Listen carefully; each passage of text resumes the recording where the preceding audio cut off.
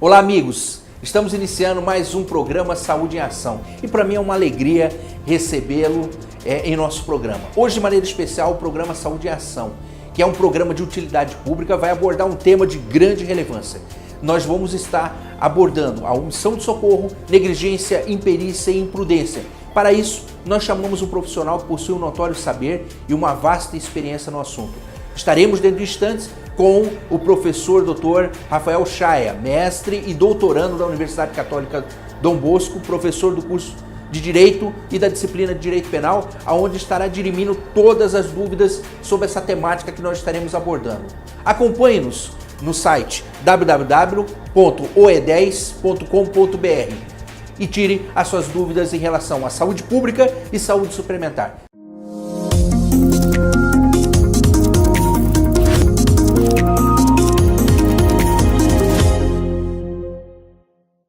Olá, amigos, estamos de volta com o programa Saúde em Ação e hoje, de maneira especial, estamos aqui com o professor Rafael Chaia. O professor Rafael Chaia, ele possui mais de 15 anos em Direito e experiência na advocacia, professor da disciplina de Direito Penal, mestre pela Universidade Católica Dom Bosco e doutorando. Hoje, de maneira especial, nós vamos estar abordando um tema que é de grande relevância e é do seu interesse. Estaremos falando sobre omissão de socorro, negligência, imperícia e imprudência nas unidades de saúde. Professor Rafael Chaia, muito obrigado pela sua presença no programa Saúde em Ação. É um programa de utilidade pública onde tem como objetivo dirimir as principais dúvidas que existem em relação a diversos temas. E um dos temas que nós vamos estar abordando hoje é sobre omissão de socorro, negligência, imperícia e imprudência nas unidades de saúde. Okay. Um tema de grande relevância. Fique à vontade. Eu que agradeço. Bem, a temática da omissão de socorro ela é importante a gente destacar porque muita gente sabe que omissão de socorro é crime. Muita gente sabe que omissão de socorro está tipificada no Código Penal, um crime contra a incolumidade pública e tudo mais. Só que quando a gente leva essa questão da omissão de socorro para dentro das unidades de saúde, a temática se torna um pouco mais delicada, a questão se torna mais grave. Porque existe a questão da relevância da omissão para o direito, e nós sabemos que qualquer pessoa pode cometer esse crime. Só que existe uma diferença entre o poder e dever de prestar o socorro. Um cidadão comum, como eu, como qualquer pessoa que esteja nos assistindo, ela pode, de repente, prestar o socorro a alguém. Alguns profissionais possuem o que a gente chama de dever legal de prestar o socorro. E entre esses profissionais estão os médicos.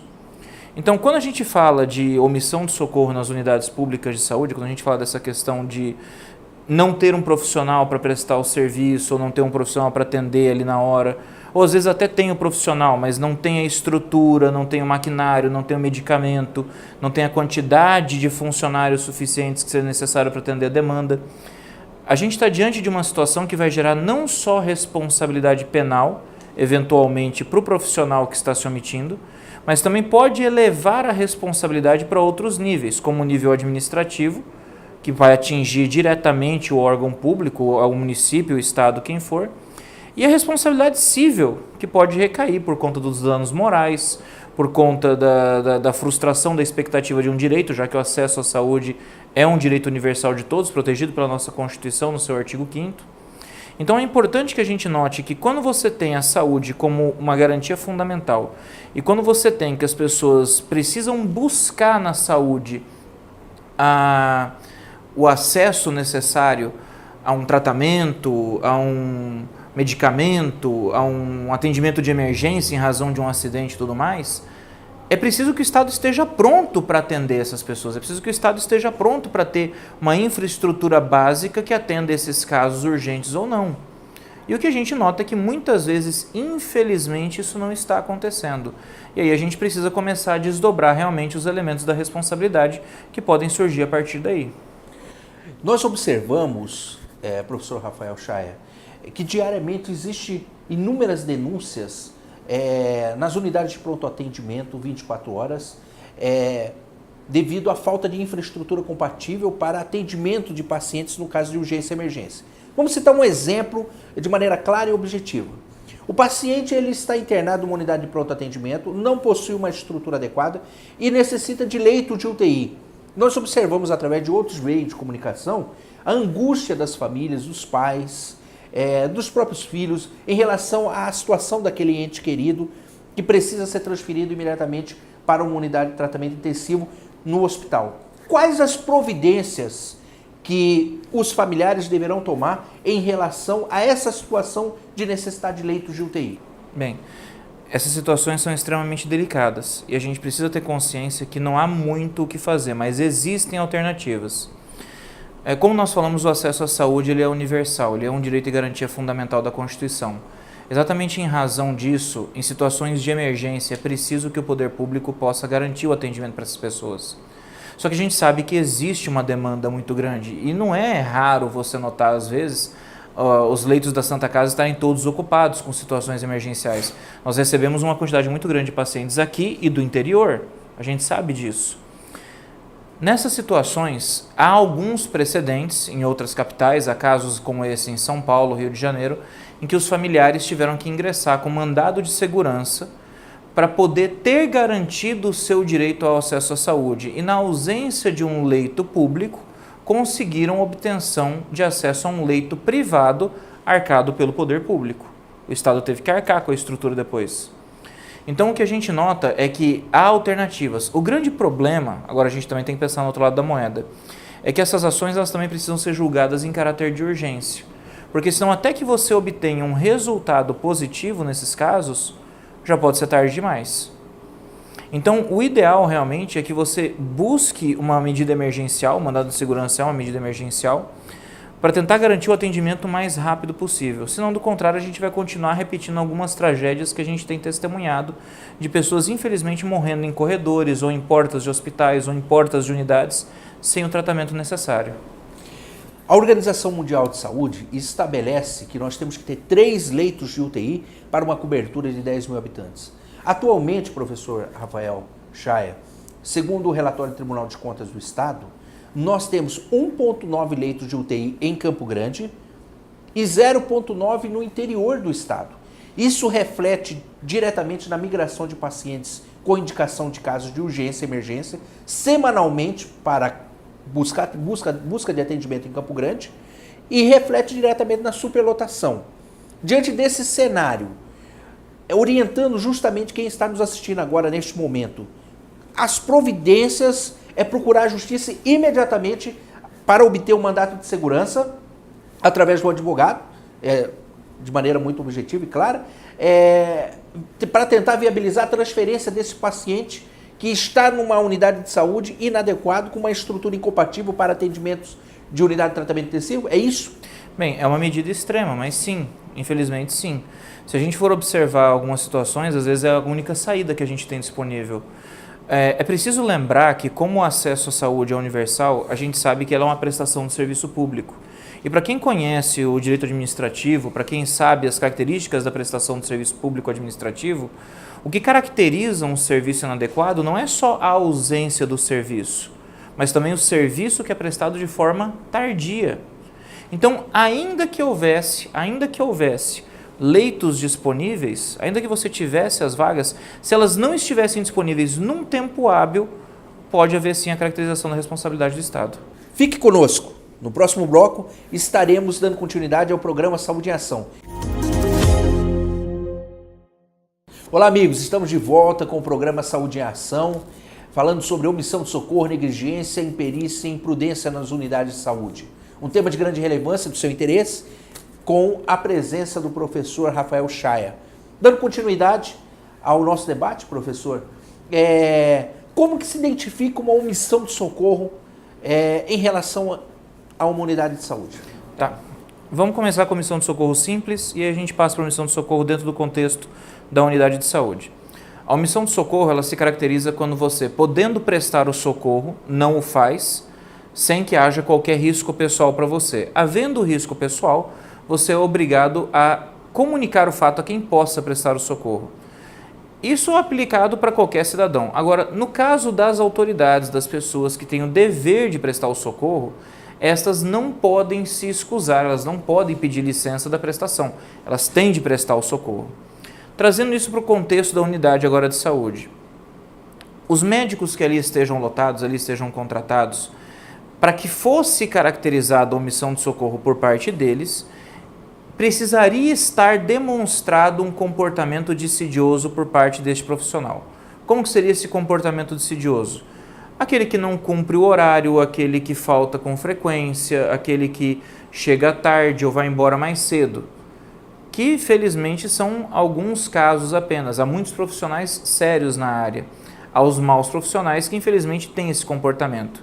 Agora, em todos os casos, seja da ausência, do atraso, da saída, etc., é importante que a gente demonstre que, apesar da omissão de socorro como crime recair sobre esse profissional que tem o dever de prestar o socorro e não o faz, a responsabilidade nas outras esferas, civil e administrativa, vai recair sobre o poder público que contratou esse profissional. Ao poder público fica reservado o direito de entrar com uma ação regressiva contra esse profissional, se for o caso. Agora, é importante que a gente também lembre que a responsabilidade do poder público nesses casos é objetiva. E o que isso quer dizer? Quer dizer que o município ou o estado vão responder por essa prestação inadequada independentemente da existência de dolo ou culpa. Então, quando a gente coloca essa questão na negligência, da imperícia e da imprudência, a negligência, imperícia e imprudência são traços que compõem a culpa.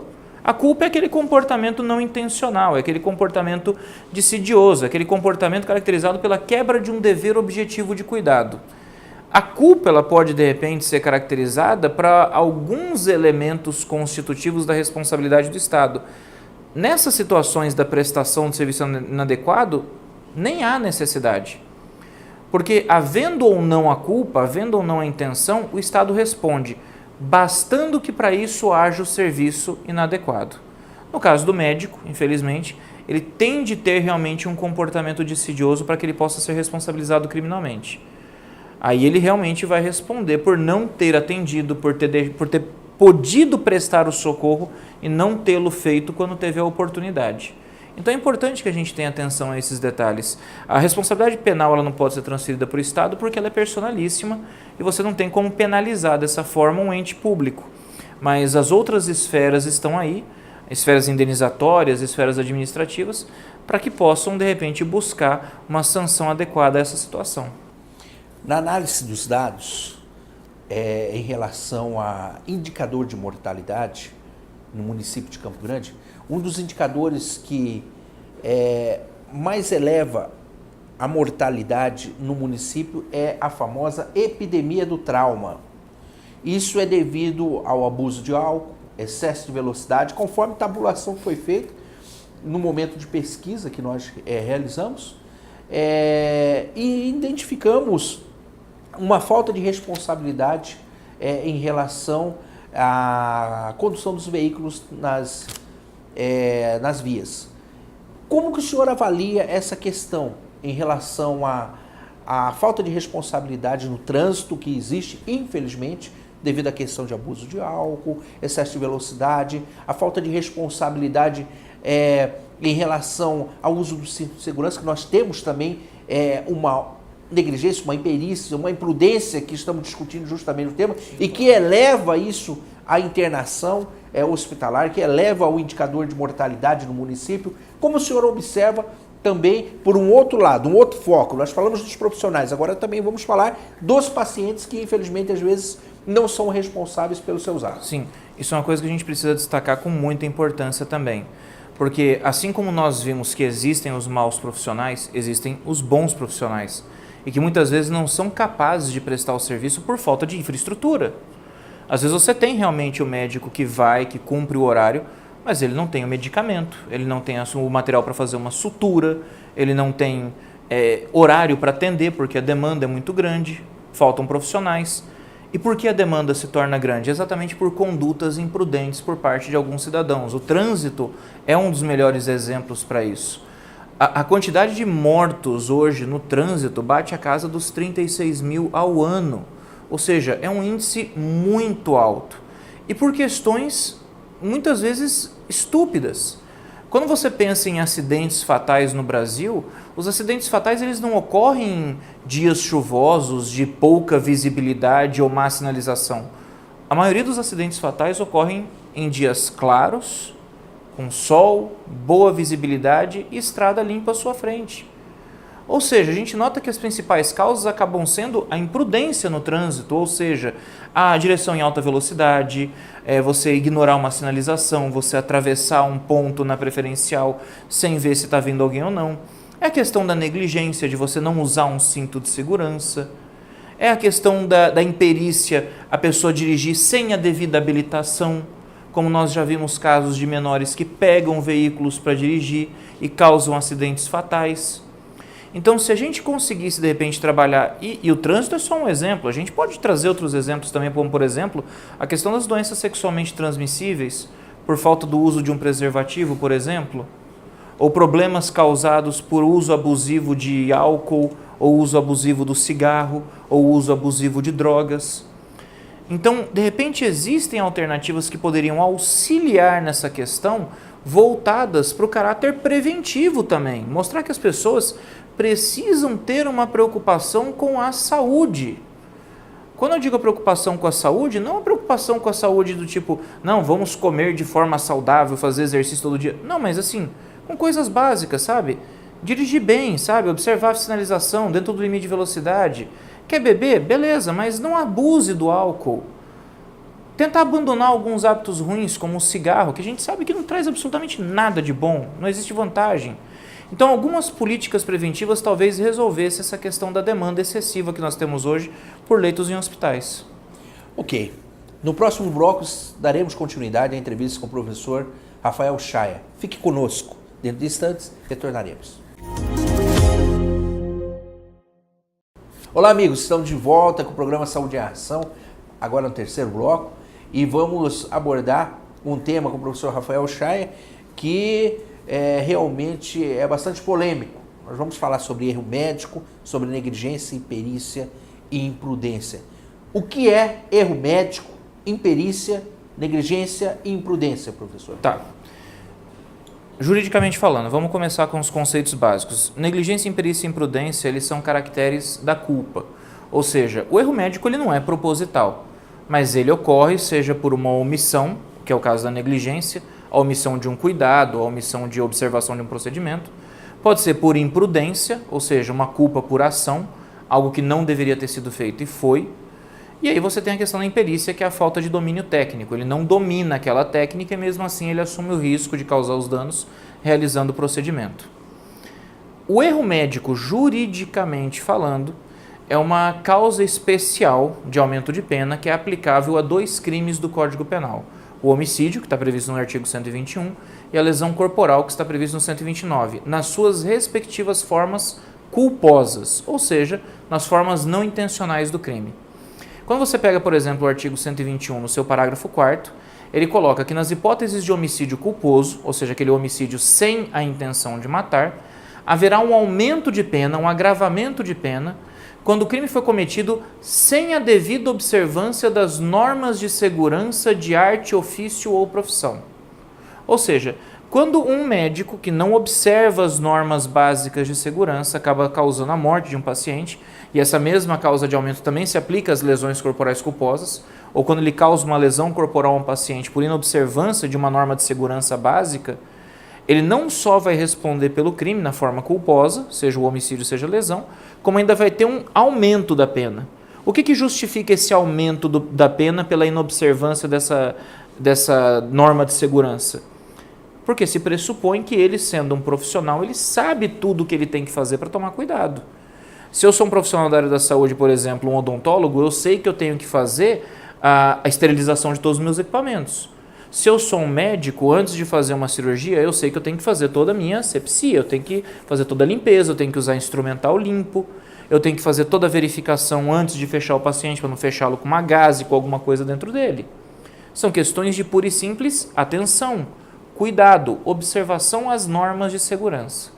Então, a negligência, imperícia e imprudência dentro do contexto do erro médico se caracterizam como causas de aumento para condutas delituosas que podem ser praticadas. No caso, o homicídio culposo ou a lesão corporal culposa. No caso de abandono de um paciente, na realização de um determinado procedimento, nós temos, neste momento, fazer uma análise profunda, primeiramente, da saúde pública brasileira, no contexto nacional. infelizmente, a omissão de responsabilidade por parte do governo federal, governo estadual e às vezes até o governo municipal também, não proporciona condições dignas para que este profissional possa estar exercendo o seu ofício, como é de direito. E aí reflete diretamente nesses problemas do erro médico, da negligência, da imperícia, da imprudência. Praticamente os entes queridos entram com uma ação contra esse profissional. Existe sim uma corresponsabilidade em relação ao papel do Estado sobre essa situação? Existe, como a gente falou, se esse profissional da área da saúde ele está atuando em uma unidade de pronto atendimento, por exemplo, é uma unidade de saúde pública.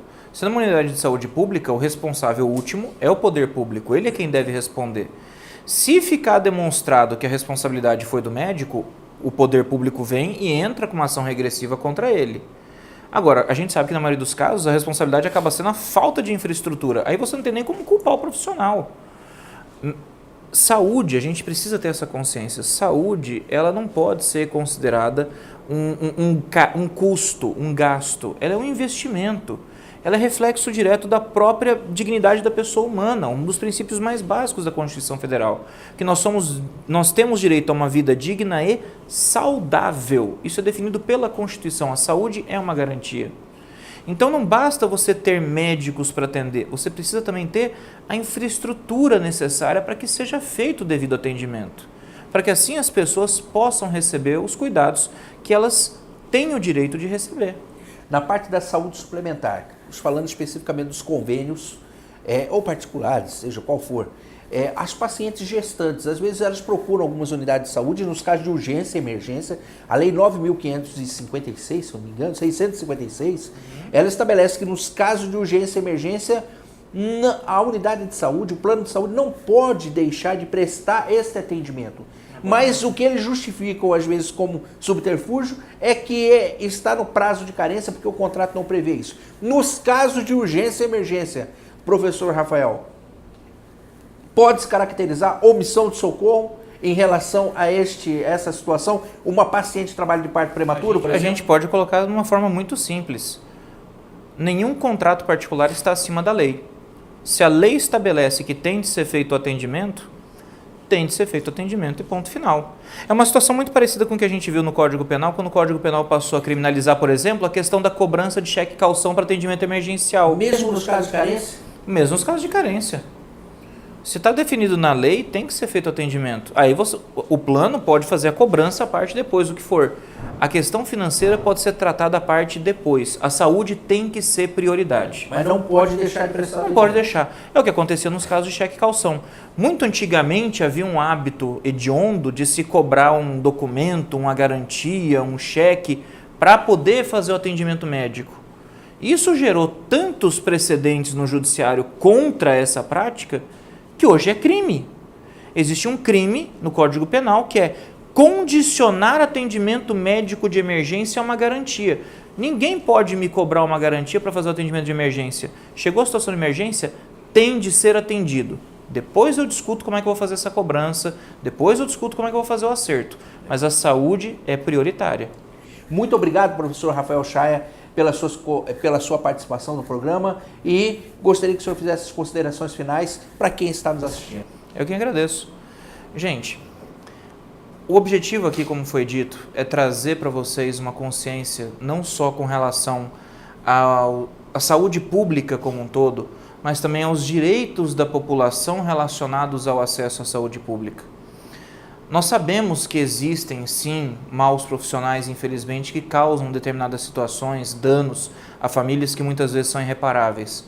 Mas a gente também não pode eximir a responsabilidade de todos os lados. O poder público também tem sua responsabilidade quando não garante infraestrutura e o próprio cidadão também precisa tomar os seus cuidados no que tange à prevenção, cuidar da própria saúde.